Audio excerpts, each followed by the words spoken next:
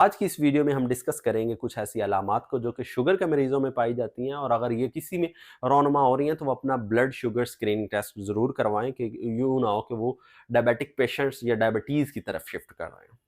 तो जो सबसे पहले हम अलामत की बात करेंगे दैट इज़ द पॉलीडिप्सिया, जिसको मेडिकली टर्म में पॉलीडिप्सिया कहते हैं, और वैसे मतलब frequently feel to be thirst, यानी कि बार-बार प्यास लगती है और पानी पीने का दिल करता है। असल में होता ये है कि जब ब्लड के अंदर ग्लूकोज़ का लेवल बढ़ जाता है, और ग्लूकोज़ का लेवल बढ़ने की वजह से जब उसकी एक्सक्रीशन किडनीज़ के थ्रू हो रही होती है, तो किडनीज़ के ऊपर प्रेशर होता है कि वो ज़्यादा से ज़्यादा ग्लूकोज़ को बॉडी से एलिमिनेट करें, क्योंकि बॉडी से सिग्नल जा रहा होता है कि ब्लड के अंदर ऑलरेडी ग्लूकोज़ का लेवल बढ़ चुका है। अब ग्लूकोज़ की इस मिकदार को कम करने के लिए बॉडी ग्लूकोज़ को एक्सक्रीट करती है in the form of urine. Urine के फॉर्म में वो इसको एक्सक्रीट करते हैं, जिसकी वजह से आपके जो हाइड्रेटिंग फ्लूइड्स हैं वो भी कम होना शुरू हो जाते हैं, और जब आपके बॉडी के अंदर हाइड्रेटिंग फ्लूइड्स कम होते हैं तो आप डिहाइड्रेशन का शिकार हो जाते हैं, और इस डिहाइड्रेशन के बदले में आपके माइंड को रिस्पॉन्स जाता है, स्टिमुलस जाता है कि आप पानी पिएँ, कि आपके जिस्म में पानी की कमी है, तो इसलिए आप फिर बार-बार पानी पीने की तलब महसूस होती है ये, और इसको हम मेडिकल टर्म में पॉलीडिप्सिया कहते हैं।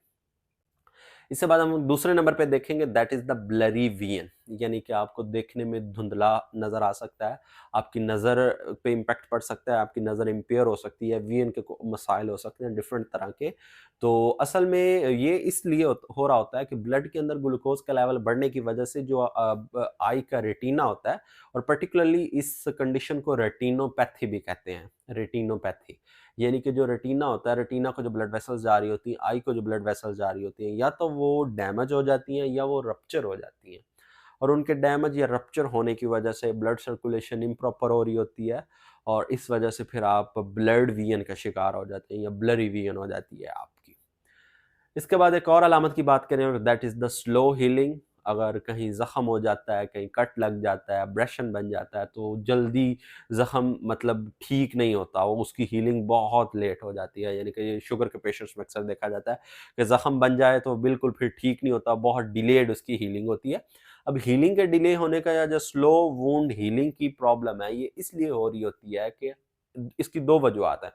एक तो वजह ये है कि ब्लड के अंदर ग्लूकोज का लेवल बढ़ा हुआ होता है, ब्लड वेसल्स डैमेज हो चुकी होती हैं, और ब्लड वेसल्स के डैमेज होने की वजह से ब्लड सर्कुलेशन इम्पेयर हो जाती है। जब ब्लड सर्कुलेशन इम्पेयर होती है, यानी ब्लड का जो नॉर्मल फ्लो है वो नहीं रहता, तो फिर न्यूट्रिएंट्स और ऑक्सीजन की सप्लाई पर्टिकुलर एरिया में या वुंड को प्रॉपर एडिक्वेट नहीं जा रही होती, जिसकी वजह से उसकी हीलिंग का प्रोसेस जो है वो अरेस्टेड रहता है या डिलेड रहता है।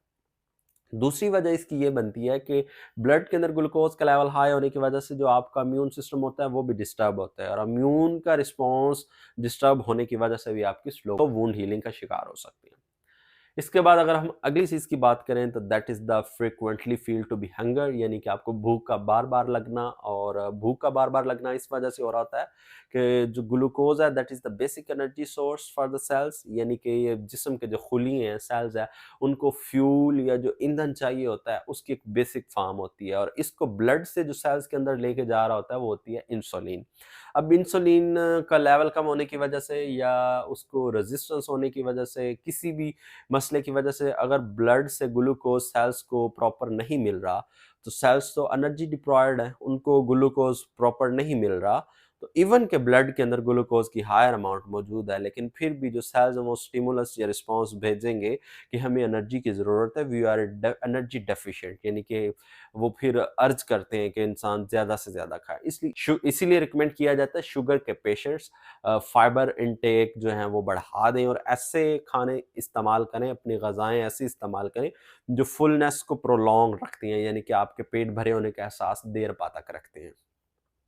इसके बाद हम अगली एक और अलामत की बात करें तो that is the diabetic neuropathy, यानी कि आपकी लिम्स की एक्सट्रीमिटीज़ पे पेन हो सकती है, आपको नमनेस फ़ील हो सकती है, आपके हाथ-पाँव आपको सुन्न महसूस हो सकते हैं, आपके पाँव में दर्द हो सकती है, और जिस तरह हम कहते हैं कि पाँव में जलन होती है और हाथ और पाँव दोनों तलियों में जलन महसूस हो सकती है, ये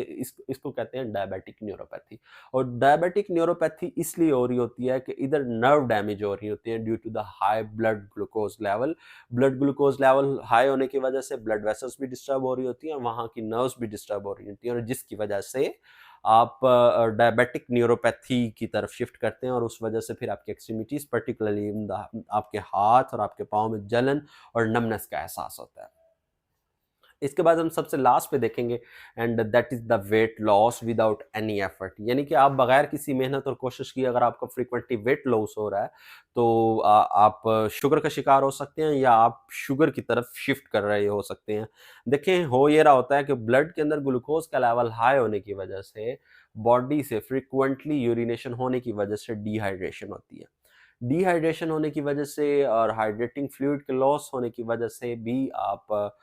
टूवर्ड्स द वेट लॉस जा सकते हैं। उसके अलावा आप एक स्ट्रेस से गुजर रहे होते हैं, आप उस स्ट्रेस की वजह से भी वेट लॉस हो सकता है। और जो मेन वेट लॉस होता है वो इसलिए होता है कि ब्लड के अंदर ग्लूकोज का लेवल हाई अमाउंट में होता है लेकिन वो सेल्स को नहीं जा रहा होता। तो सेल्स फिर एनर्जी सोर्स के लिए फैट रिजर्वायर्स को यूज़ करते हैं, जिसकी वजह से आपकी बॉडी के जो फैट रिजर्वायर्स हैं वहाँ की फैट यूटिलाइज होना शुरू हो जाती है और आपका वेट लूज होना शुरू हो जाता है। तो उम्मीद करते हैं आज की ये वीडियो आपको पसंद आई होगी और इस तरह की मज़ीद वीडियोस देखने के लिए हमारे चैनल को ज़रूर लाइक कीजिएगा। नेक्स्ट वीडियो तक के लिए अल्लाह हाफ़िज़।